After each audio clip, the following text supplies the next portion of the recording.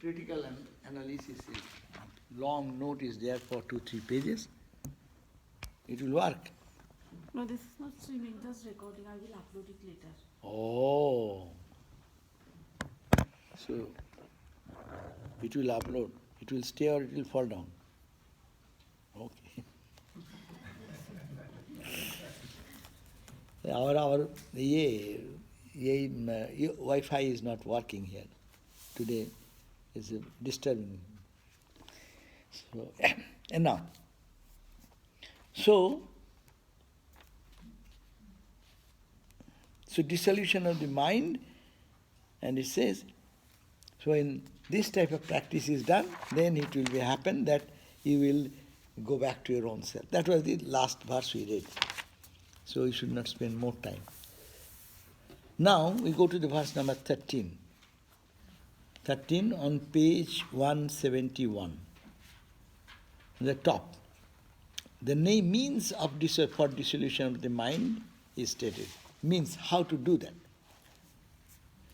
So the verse says, Yadana bhavyate kinchit, Yadana bhavyate kinchit, Heo padeya rupavit, Heo padeya rupavit, Sthiyate shakalang tyaktva, Sthiyate shakalang tyaktva, Tada chittam na jayate, Tada chittam na jayate. Yada na bhavyati kinchit. When the mind does not think anything. Yada means when. Not think, it does not. The mind's function is the knower of the agreeable and disagreeable objects. Mind says, it is agreeable. I like it. It is disagreeable. I don't care for it. So the mind explains those.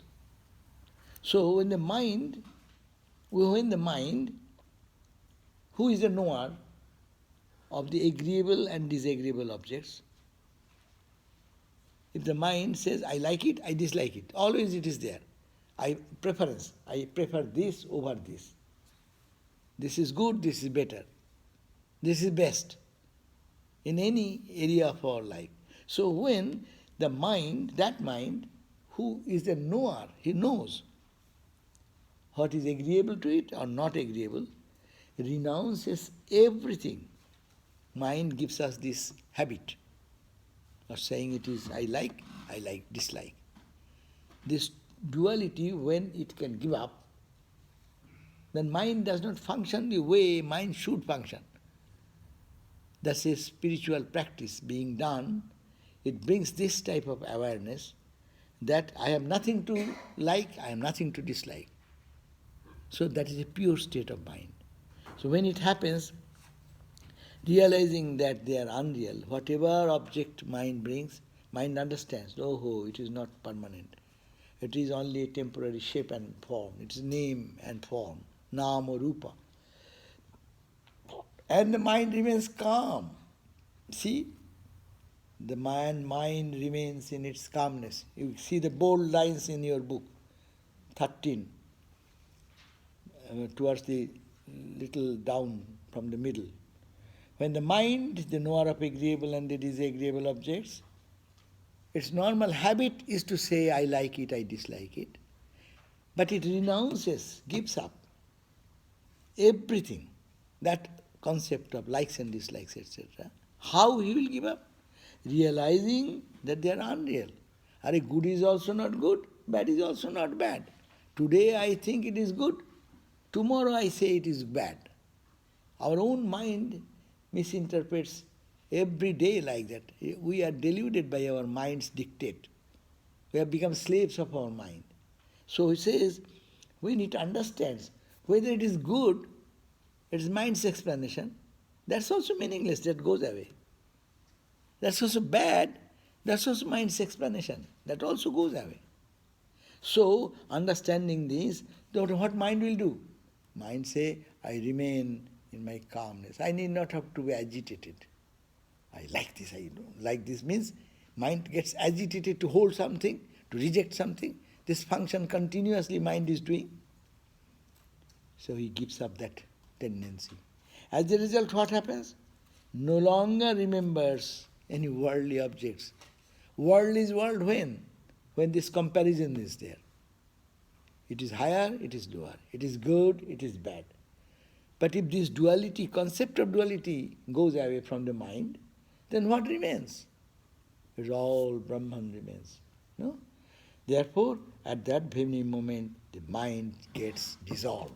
So how the mind gets dissolved? The science of it has been given here. Mind is mind so long it acknowledges something acceptable, something rejectable.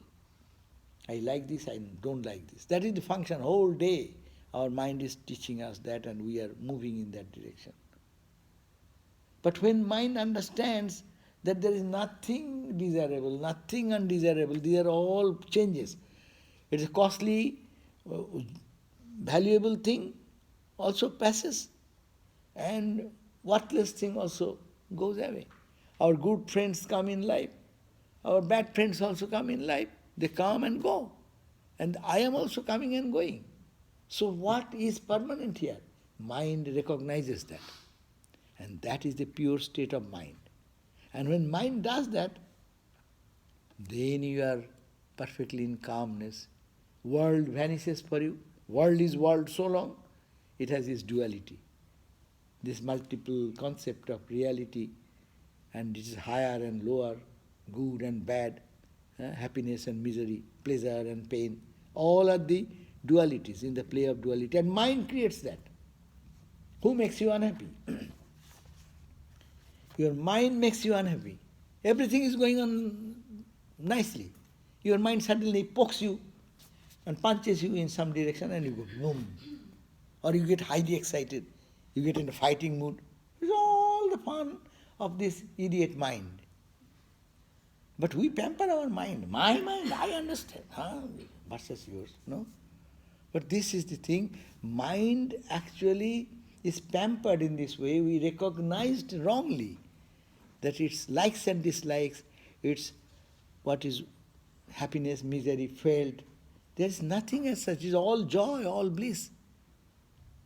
All the Upanishads are telling all the time, no? This whole world is filled with honey, honey, honey. Honey in the air. Our Dayaprana sings. In the sky, in the sun, in the earth. So that is the idea. It is everywhere. Jaha jaha netra pare, taha taha Krishna spure. Wherever your eyes you fall, there is Krishna. The whole world. The Lord is in the sky, Lord is in the air. Upanishad says, Madhu vata ritayate. Honey is in the air. Yeah, your body, scorching, hot air touches. Hey, Atman is touching you. That is Atman. See when we are cold. Oh, it is cold. Yeah, as cold. The Atman is touching you. To how in every sensation, every experience, mind will teach that it is the divine, it is the divine, it is the... Then you are realized. Madhuvata ritayate madhuksharanti shindava. In the ocean, it is madhu, it is not water, it is all honey. Madhvirna santoshadihi. Santoshadi, santosha oshadi. In the creepers and in the trees, it is the same Atman, no? Madhunaktam utosasi. Night is all honey. Utosasi, ushasi. In the early morning time, that's the madhu, honey. Everywhere honey. In the darkness honey, in the light it is honey. So that is called the science of knowledge. And that state will come if we teach our mind to detach from whatever comes in the life. And as just it is a continuation of the previous verse, you offer everything into the fire of Brahman. And the object just get burnt out. What remains is only heat and light. Heat and light. Heat and light. Everywhere is consciousness. Everywhere is joy. Ananda, Ananda, Ananda Keval. It's only bliss, only joy. And you are that, Swami Vivekananda says. Tumi ohe bandhu. Oh my friend, you are that joy. Don't think joy is somewhere and you are separate. You will get that, grab that joy. That is your mistake, that you are trying to grab it. Rather, give up this idea of what mind teaches, that you are to grab. You are that. So, try this methodology. So, when the mind, again I am reading the same translation, you have to read this book in this way. Every word, every book, every comma has a meaning. Every semicolon has a meaning. Unless you read in that way, it is not a book to be read like novel. It is only one word can be deeply meditated upon, and then the clarity of understanding will come. Because it is all said by the sages who have experienced the divine. So when the mind, what is the condition of the mind? The mind is a knower of the agreeable and the disagreeable object. Our mind knows it is good, it is bad. It is light, it is darkness. It is happiness, it is misery. It is hot, it is cold. All this concept is coming. Connect the mind, disconnect the mind. What will happen? You will not feel anything. In deep sleep you don't feel anything. When you go for surgery or something, they start counting and tell you, you count, and when you drop counting, and then do everything, they do whatever they like to do. But you don't feel anything. And when you woke up, I thought that just I said 1, 2, 3, 4, and just I woke up. In between maybe half an hour, 1 hour, they have done some surgery. That has no value for you. That world has dissolved for you. As the mind is dissolved, you are off from the world. It's what a magic. Every day it is happening. But we don't think seriously. This is the mind, which is the knower of agreeable and disagreeable objects, renounces, gives up what? Everything. How will give up? Because you know, good is also gone, bad is also gone. So, renounces everything as unreal. It is not permanent, it is not eternal, when they understand. And remain in its calmness, in serenity, in its own unresolved, without any wave in the mind, ripple in the mind, remains in its calmness, and no longer remembers worldly objects. Worldly objects gone. At that very moment, you know that your mind got dissolved. So, dissolution of the mind, how it will happen, they have given a beautiful guideline here in the 2 verses. I have a question though. Yes. It seems the mind doesn't stay dissolved. Stay dissolved, but at least if it dissolves for a second, it gives a proof that it can stay in that state for a longer time also. Suppose now we are discussing it, it is making some sense. Yes, mind can be dissolved. So when mind is dissolved for a long time, is that samadhi? That is the state, who you are. You may term it as samadhi. That is mind gone. If the mind does not interpret, you are, you are. And actually mind is interpreting this as world. This is my liking world, disliking world, happy, unhappy, everything. Mind, without mind, no cognition of the experiences. No experience can be cognized. And there is a position when mindless state, amana, amani bhava. We have read that. Amani bhava, mind, that is a state where mind is not there. And this, when you attend to that state, at that state, you are in perfect bliss. How you continue that more, that's why it is said, Upanishad says, that ahani ahani, every night, bhutani, all the created being, is going into that experience of perfect peace in the deep sleep. Every creature, a cat, dog, lion, any animal, they go for a split second even, we human beings go to that state of perfect peace every day. But we do not know, that's why we come back this same old guy with my suffering, pain. Again mind shows this drama. But when it is trained in this way to offer every impulses of the mind into the fire of Brahman, if one can do and practice every day, what will happen? Is always everything is dissolved into consciousness and bliss. So ultimately what will happen? Every name and form will be burnt, and what will remain? That will remain that consciousness and bliss only. So I have another question. So I read recently this one writer was talking about Buddhism and Vedanta and how in Buddhism mindfulness is a big thing, like it's very popular right now to talk about mindfulness. And he was saying that mindfulness is really the opposite of what you want to do. It's like being in your mind, and Vedanta tells you to get out of your mind. Yeah.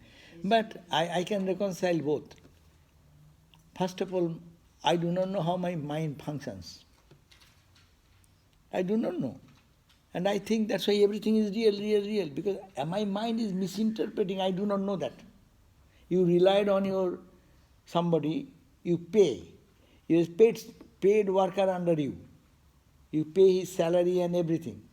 But he is cheating you. He does not know, you don't know. Whatever information he gives, you take it for granted. Now you think, hey, it is all false news he is bringing. So when you can catch, how to catch? Observe the mind. Be mindful, hey, mind, where is going? Where it is bringing the information? Is it right? Is it wrong? Huh? Where the mind is digressing you, we never watch that mind. Now do that. Then what will you see? You are seeing your mind's function. And then you are a calm person. You will feel, oh, mind is cheating me, bringing this wrong information. It is Brahman and showing me this way, showing me that way, showing me that way. Ultimately what will happen? That mind will lose its characteristic. And that's another language. When Buddha realized what is nirvana, it is no different than that of the realization of Brahman. But they don't talk that way. The reason was there, because the context he has to come and he has to function. That way the language was given. And Ramakrishna said, why Buddha will be preaching void? Everyone thinks Buddha is nihilist. Why he will be nihilist? What he experienced, he could not express.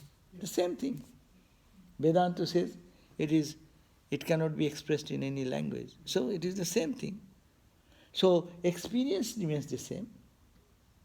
Expression is different. So it is mindfulness we do that, mindfulness. No. In the morning meditation, what you do? You try to go to your mind to come to your object. But mind runs here, no? If you are watchful, then you can bring it back again. If you are not watchful, you go. You run with the mind. Your half an hour meditation is on the mind wherever it took you. And then at the end of the meditation, oh, time is up. And see, I thought of what? Not of God. Because I was not watchful of my mind. I trusted him that he will do my job, but he does his own business at my own expense. I give him the salary, and it is my and food and nurturing and everything. On my cost, he is doing his business. So this is the thing happening. Mindfulness is useful in that way also. There is no contradiction. That's by God's grace I can tell you, if you read Vivekananda Ramakrishna, at least you'll be so happy. There's all the conflict and confusion, all the world religion, even the big religious teachers are fighting with each other. It is so childlike play. Intellectually you will be satisfied. Forget about your experience. It is so meaningless, so worthless.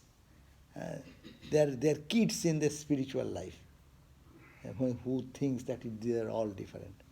And that has become so easy for us because by Ramakrishna's grace.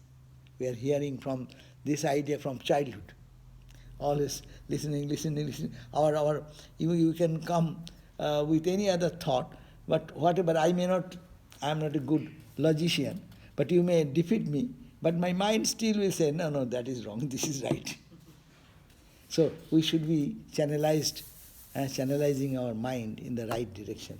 So this is the ancient tradition. See, you cannot contradict this. And human analysis of the human mind is so perfectly developed here that it supersedes all types of understanding about our own mental condition. So think this way and see how you get the benefit. Do only, I give you this week's lesson. Huh? But I don't know how much of we utilize 1 week. We think about this oblation. We forget that. But at least as much we can do, we can see the change. Change comes in our life. Although the author of this book constantly tries to, as in the previous verse, constantly pit the two sides, obviously looking at Patanjali's Raja Yoga and meditation, which he constantly knocks, and then holds up Shankara's Vichara as the better way. And yet, just a couple of weeks ago, he gave us this superb couplet that nowhere else reconciles it, as you just explained it, where he says, Shunya Kumbha, Purno. Ivambare, Purno Kumbha, Ivarnare, the full picture and the empty picture. That in the sky and that in Varuna's domain, the ocean, they are the same. Yeah. And that is out of his mouth just a couple of weeks ago. Yeah. It is probably the most beautiful reconciliation of the two sides with no conflict whatsoever. Yeah, conflict because we are mind, we live in the level of mind. Mind always tries to analyze. And mind gets confused because he sees this also, one state of condition of the mind, another state it is different, no? So naturally, how to reconcile? But we have to train our mind, teach our mind in the line, that's why in this line of the scriptures, then it actually improves its quality of understanding. And then the same mind which is creating confusion, the same mind helps us to get released from this duality. That's why mana eva manushyanam, we have read that also. Mind itself is the cause of our bondage. This same mind, if it cooperates, it becomes the cause of freedom.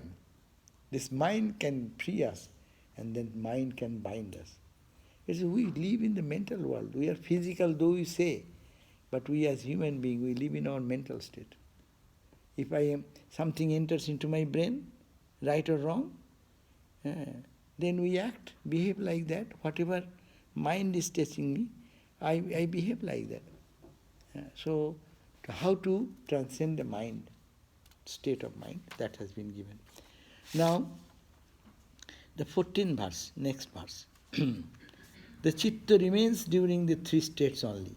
But the transcendental state, there is no such object as chitta. Chitta means our mind. Mind, not only mind, chitta, again, we talk about. Chitta means your mind, then your understanding, intellect, your ego, and your memory. These all four together called chitta, or in simple language, in mind. Mind, It's the same as the antakarana. chitta is the four of them. Mano, buddhi, chitta, ahankara. These four things in a package, we sometimes call mind, we sometimes call chitta. Which is Most not chi- antakarana. Antakarana you can say. But antakarana are also subtle sense organs are there. But it is not. It is only the mind. 5 sense organs of perception, these are also there. So antakarana is the innermost instrumentalities. Therefore, you can think of that, yes. So this chitta is the mind that remains during the three states. See, chitta is here, our mind is functioning in three states. Now it is working, is it not? We all know our mind is working. Our understanding, our memory, everything is functioning now. When you go to dream, there also, not this world, but in another world, there is also, say, mind is functioning. You are driving a car, there also you change your lane, you take a turn, do that. It's a function of the intellect. Your memory, that subtle way, they are also functioning. And when you go to deep sleep, mind is not dead there. Mind is hiding. Mind got tired and sleeping. Mind has not left you. So these three states, it is within the range. Mind is sleeping, mind is half awake, and mind is full awake now. So these are the three states. So here it says, the chitta remains, our mind remains in the three states: waking state, dream state, and sleep state. But in the transcendental state, suppose one is by meditation and practice going away, we talked about the offering everything to the fire of Brahman.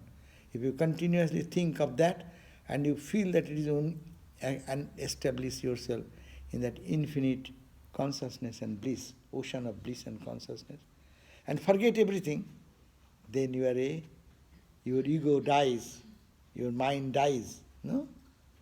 Then what remains? Brahman remains. So that is the state which is transcendental state. That's why A, U, Ma, these are the three worlds.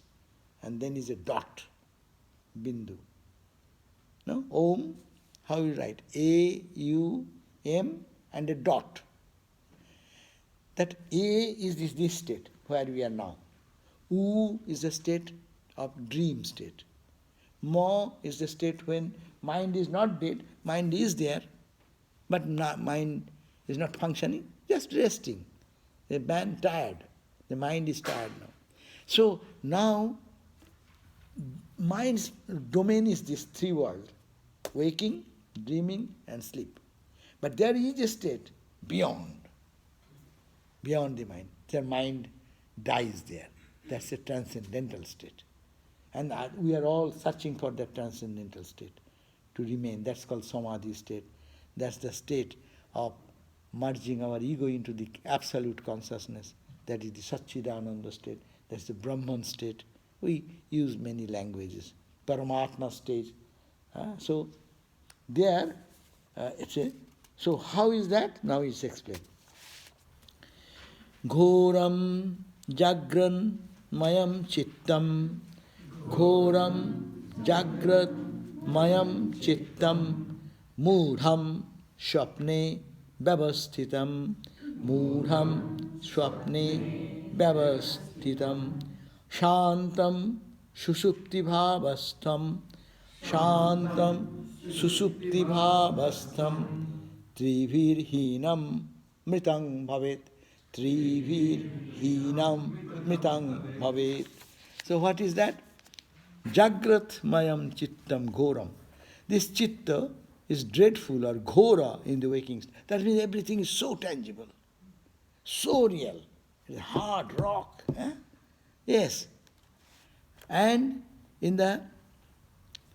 when it's dreaming, what is the condition of your mind? It remains like a dull, half aware, half not. In the dream time you are going to sleep and you say, oh, I was listening something outside and I am going to dream, sleep. And in between you have a dream. So dream state is called the dull or mudha state. It's a technical term. The mind, when it is a waking state, it is called the ghora state. Do you get it? This state of mind, if someone says what is the technical name according to Vedanta, this mind state is a ghora state of mind. That means dreadful.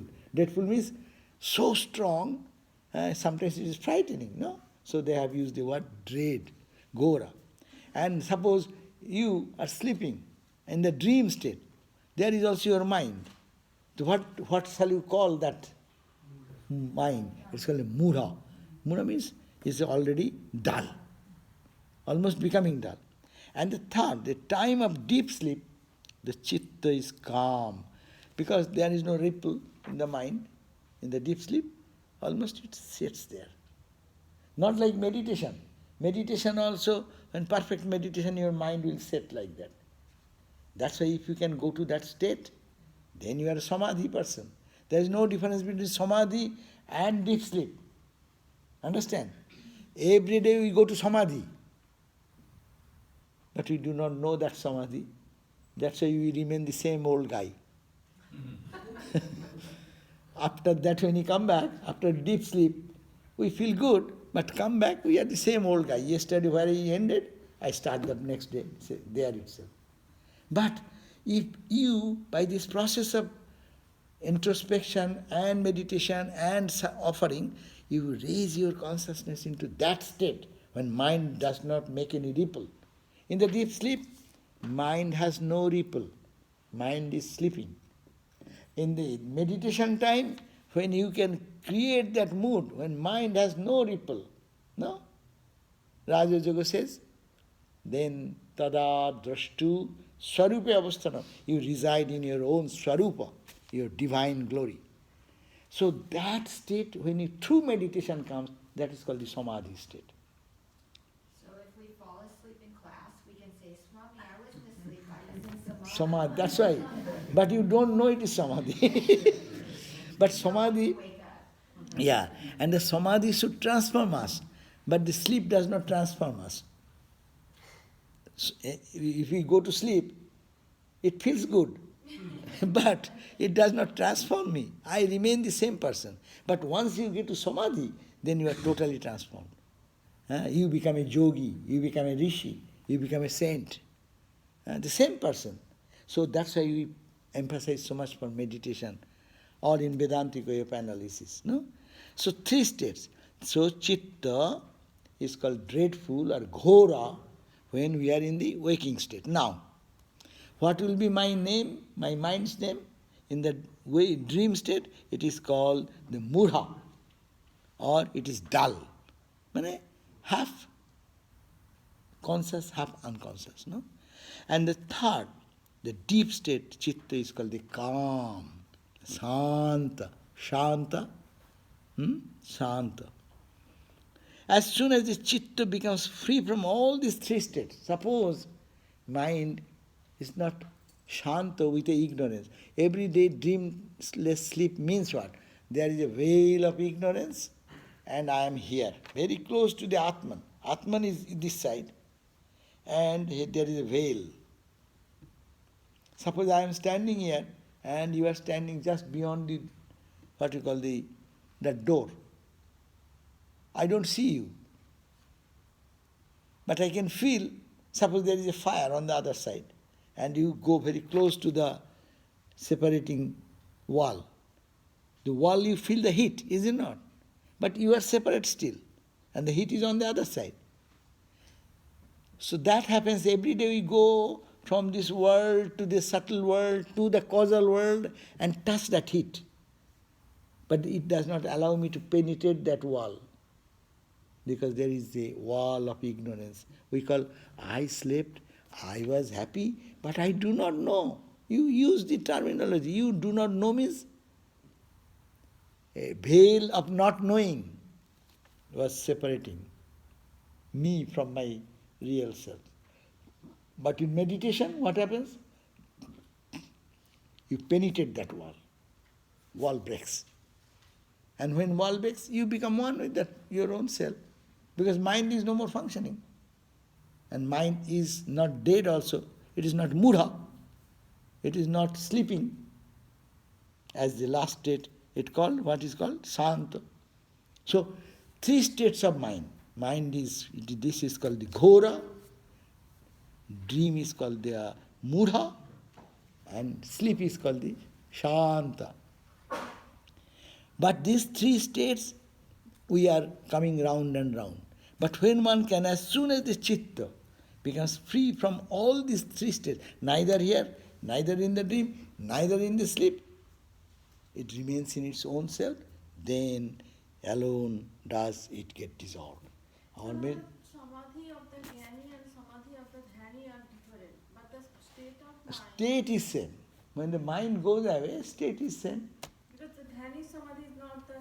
that is Jnani Samadhi. That is, we are talking about, but if the Samadhi you talk about, and Dhani Samadhi is many types, Savikalpo, Nirvikalpo, Sakara, Sananda, what is called Sananda Samadhi, Savichara Samadhi, Sasmita Samadhi. There are different grades of Samadhi, even Dhani is Samadhi. But in Vedanta Samadhi is one Samadhi. That Samadhi, you don't use the term because we, in our day-to-day understanding it is easy, that's why the scripture also says Samadhi.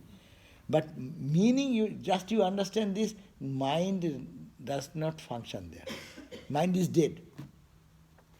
That state is called Samadhi. You call Samadhi Brahmatmaikya, that is the state. Your Brahman and Atman become identified.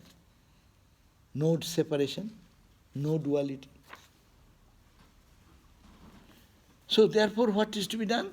As soon as the chitta becomes free from all these three, so we have to practice how I can change, take my chitta or mind free from all these three states, affairs. Affairs of these three states. We, 24 hours of our life, our whole life is a fictitious play of these three states. In my life, look at everyone's life from childhood till today. We are awake for so many hours, awakening experience, mind act functioning. We dreamt, the dreaming experience, and then sleep. And sleep, again wake, again dream, again sleep, sleep, dream, sleep. This cycle is going on and our life is moving. And when the mind can be lifted from these three levels, then we are. And that is our eternal abode. And that's the target of our life, to reach that point.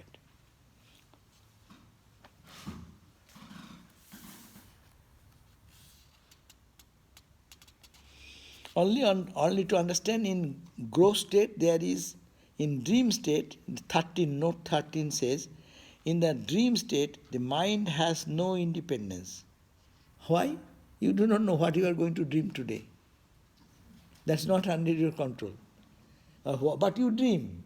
How it will like? It is forced to imagine different types of things due to the impact of your past thoughts and ideas, impressions. They pop up. Which will pop up, you do not know. It is a mixture. Possible, impossible, all these different. You churn, suppose there is some sedimentation in a bucket of water. And now you churn it. What will come up? You know, all these things are there. Something will come up, and that is your dream world, whatever your mind shows them. So these are the impressions. Therefore, it is the dull state of the mind. Because mind cannot think independently. Now you can think. One thought comes, it says, no, I'll think this way. We have some control now over the mind. But when you go to dream, no control. And sleep also, we have no control. When sleep will come, whole night you are tossing this side, and dream. When you will sleep, only in God's hand. Okay, now 15 verse. Bilapyo pankang katakang, bilapyo pankang katakang, rajo apshu bilayang nait, rajo apshu bilayang nait, yathatmani tatha vidhi, yatha atmani tatha vidhi, bilapyo bilayang manaha, bilapyo bilayang manaha. What does it mean? As the powdered kataka, and there is one type of powder. What happens in early days, it is like a camphor. People used to purify the drinking water. So there is dirty water you bring and put some powder. That kataka, fruit. There is a footnote is there. Kataka is to be more, biological name and everything is given. Its purpose is to purify the water. The sediments go down and the surface water becomes clean. Old age purification process. So as the powdered pataka, what it does? It destroys the dirt of the water by dissolving it. No? So, as the powder, kataka powder is an old example. You put into the dirty water, it destroys the dirt by dissolving it. Similarly, know that one should destroy the mind by dissolving in the self, capital self. You have to make your mind dive deep, pull him down. There is a story, no? One student came to the guru and said, "Sir, how can I realize God?" I said, "Okay, so come." And he took the disciple and went into a reservoir. And then he stepped down, come, and he came down. And as he entered into the water, he pushed his head down into the water. And the disciple was panting for breath. So he was trying to raise his head, and Guru is again pushing him down. And ultimately released him. And then said, "Yes, you should be restless like this. Then we'll realize God." No. When to realize God? We should be restless for God like that. So here also it says, you take your mind, it is disturbing to us, dive deep and push its head. Where? Into the ocean of Brahman. Huh? How to do that? Already he has said. How to do that? Every thought just pour into the ocean of fire of Brahman. No? Pour. Every time, pour it. Pour it. Pour it. Huh? So, dissolve the self. Dissolve the self in your... and kill the mind. So, as the kataka fruit, as I said, as the kataka fruit is destroying the dirt of that water and making it clean, and similarly the mind is to be cleaned. How? You dip the mind itself in the consciousness, the self, that absolute, unending bliss of joy. So, that means think of, simple thing, very simple. Think of Brahman all the time. I am pure. I am stainless. I am birthless. Rather than mind always thinks petty thoughts. Look at our mind.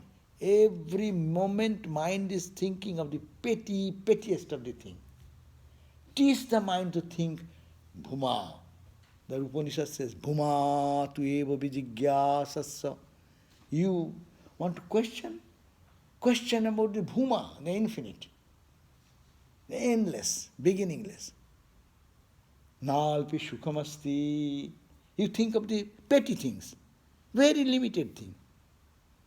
You really look at our perspective of life, how little we think. Look at the sky that makes us overwhelmed. You feel like, what am I thinking? I go sometimes to Santa Barbara and the dark sky, you just look at that. Oh my God, the stars and more stars and more stars, and it's all bulging out as it were. And you think of yourself, your problem, your thing. Who are you? See the vastness. So Brahman is like that. Think of that vastness and kill your mind there. Mind thinks too much petty thoughts. So, nalpi sukhamasti, moiva sukham. Only happiness is there in the infinite. No alpe sukhamasti. There is no happiness, but it is little. And we live in these little things. Alpa loiya thaki, tai jaha jai, taha mor jai. Rabindranath Tagore said that, "O Lord, I live in my life with very petty things.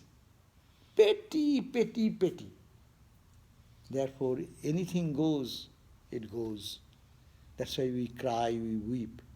But live in the infinite. What can you go? Body, yes, body, health is, today health is gone. What is the big thing about that? It was not there, it will not be there. Wealth, money, it was not there before I born. I have no account, bank account, before my birth. And I also have not bank account when I was a baby. But when I got, and somewhere, some place, some part of our life, bank account came. And the bank account, some money was deposited, some money was withdrawn. And everything is happening like that. And we are thinking, my bank account. And what will happen? Are you lived without bank account some time of your life. And when we will die, a bank account will remain here, it will go. So we are worried, of course realistically don't take it very seriously that we don't have to think of money. That is not the point. But to give so much emphasis is not necessary. We lived before in our life without bank account. We lived in different way. I need not have to think of myself. I was taken care of everything of my life by my mom. I need not have to think. We think, oh, who will take care of me? I am becoming old. What will happen? Who will look after? Who looked after when you were a baby? Did you plan yourself that you will be baby and someone will... No, you plan yourself who will take care of yourself as a baby state. God has taken care of and it will take care of you. So why are you bothering about that? Think of infinite. This is the limited perception of our body-mind identity. Get out of this pettiness. So that is the state of pure mind. So, tatha, therefore, know that one should destroy the mind by dissolving it in the self. Destroy the mind in the self. So, take help of your mind, dip the mind into the consciousness. Not saying I am the body, I am the mind, I am this, I am that. Yes, a little is good, because otherwise how will you breathe? How will you eat? To say this, say I am this, I am that, you need to practice, is it not?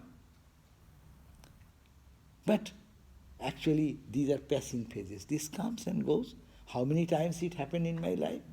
It will also is here. Tomorrow it will be another way, another day. Okay, we have to face the challenges, but not to be totally lost into this concept that this is so important. Nothing is important in this life if you think about our eternal dimension of our life, that Satchidananda self, undying self, eternally absolute, peaceful state of our being, very being. So think that way. Now 16, no, time is up, no 16. Next day, yeah. So today, please remember 1 week's task. What is the task? This is the verse number we read. Don't close the book forever. Just open it when you go home and read that verse. When these agreeable and disagreeable objects renounce everything, realizing that they are unreal, and you can remain in your calmness on page 171, and no longer remembers worldly objects, and that very moment the mind gets dissolved. And before that we read what to do, your oblation. Give every thought, meditate.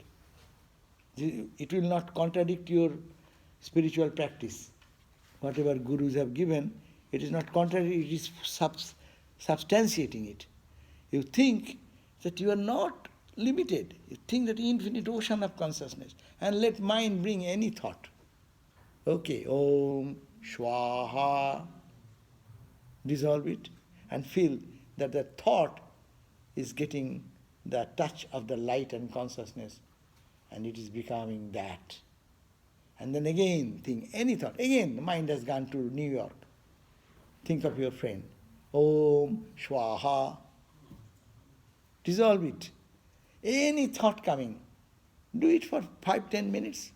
See how change comes in your life, how strength comes, power comes, and how petty thoughts will not be able to overpower us. And that practice, that is the path of dissolving the mind. How will you dissolve the mind? Two ways. Yogi path, you bring your mind, think of your Ishta. Say Rama, Ramakrishna.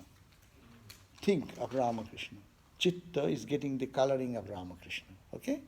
But mind goes here and there. You pull it back again to Rama. It is the form.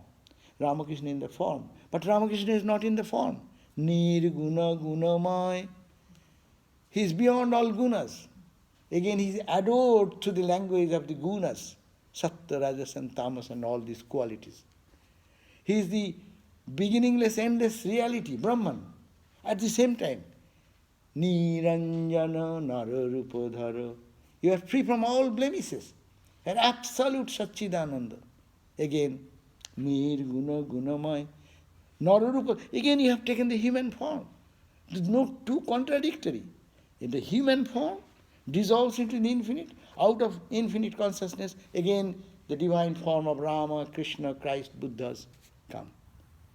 Blend this, but this particular meditation, as is taught in this page of 168, around that page, to dissolve every thought into that consciousness. Every thought into that consciousness. This is a Vedantic book we are reading, and then mind will not rattle around. And mind cannot disturb you anymore. Because whatever thought mind brings, you just dissolve it. Just in the fire of Brahman. We say, Brahmarpanam, Brahmahavi. Every day we are eating time, we are talking. Brahmarpanam is the hand. With the hand or the ladle with which you take the one scoop of butter, ghee, one thought, and put it here. Brahma Arpanam Brahma Hobi. The thought is the Brahma Hobi. Hobi means the butter. Brahma Agnau. Inside is the Brahman Pa, the fire of Brahman. No? And Brahma Agnau, Brahmana Hutam. Let's get all dissolved. And it becomes heat and light. Brahmana. We say that. And Brahma Karma Samadhina. It leads to that ending of Brahma Karma. And that leads to the Brahma Jnana. So this is in another language, very simple language. This is the verse. And that is the way we are to live in the world, but not to be so much pampered by the mind's emotions and things. Because we are, but it will not solve our problem. We have to rise above mind. And mind should be mindless. How? By thinking of that oneness. The mind is telling it is, I like this. Mind is telling, I dislike this. I hate it. I am down. I am up. I am this. Sometimes balloon, boom, I am big. Sometimes I am down, so down, I am crying and weeping.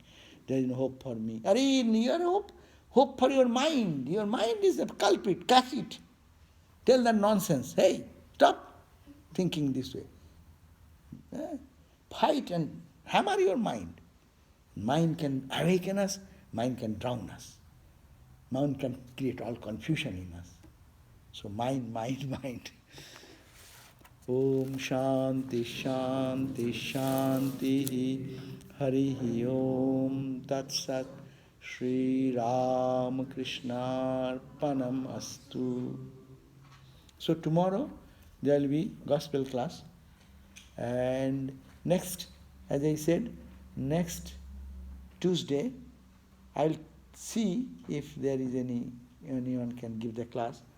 4:30 class, if someone can give, because we have National Hindu Christian Dialogue.